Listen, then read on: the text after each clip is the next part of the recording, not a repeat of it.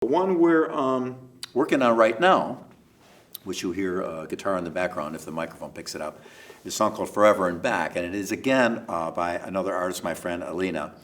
Alina is a singer-songwriter out of Sweden, and I've worked with her for many years, and she has this automatic thing where you just start playing some chords, she sings, and bang, there's a song, like, holy cow. And she's super fast, and she gets right to the point. It's a funny thing about the Swedish people and songs in the English language, as in Roxette or ABBA or a couple other bands that were hugely successful, but English wasn't their native language. There's something about Sweden, I think, I don't know, where when they write in English, they have there's a thing about it that just makes it work. I don't know, maybe I don't understand why.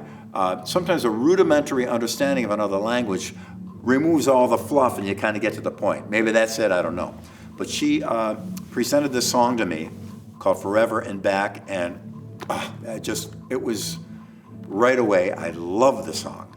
So I had Pat Torby come over to my house.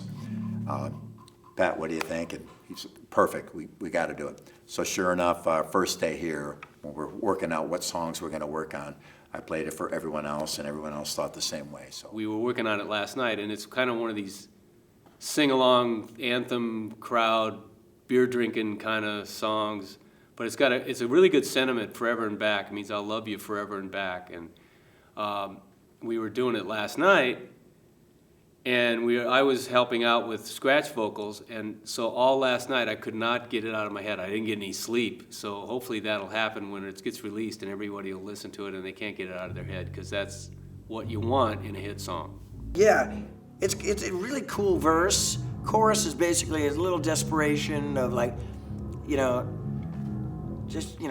this guy's like saying, please love me. I just want to be happy with you, and blah, blah. Kind of a generic statement, but a true, simple statement. But verse-wise, this guy completely messed up.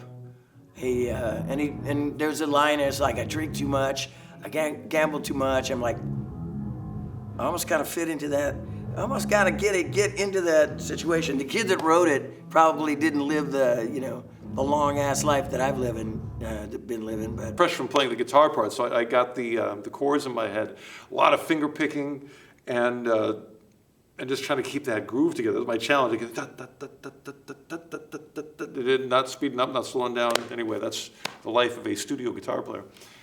And this one, just soaring vocals, really emotional tune, and I don't know what I'm going to do for the guitar solo, but we'll do that in the next 18 hours. Again, there's been some changes made, key change, arrangement.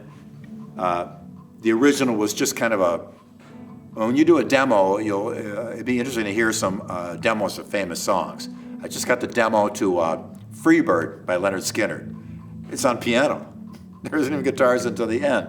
So it's interesting to see the transition that goes from demo to the final product. So this original demo was kind of sung with a kind of a scratch vocal that wasn't meant to be the final vocal, but it had a charm to it. So Eric picked up on that, and now he does his Eric Martin thing to it vocally, really brings it into a whole other world.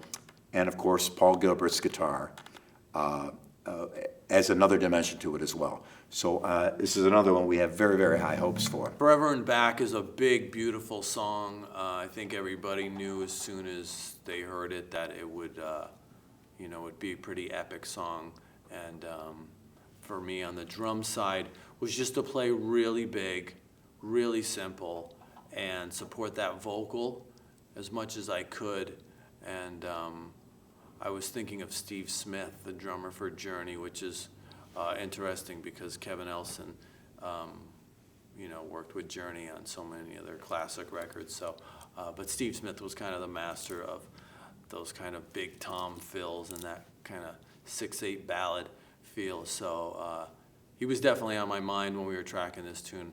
And I immediately when I heard the song, just could see the audience singing it, and I would think that we'll be playing this live.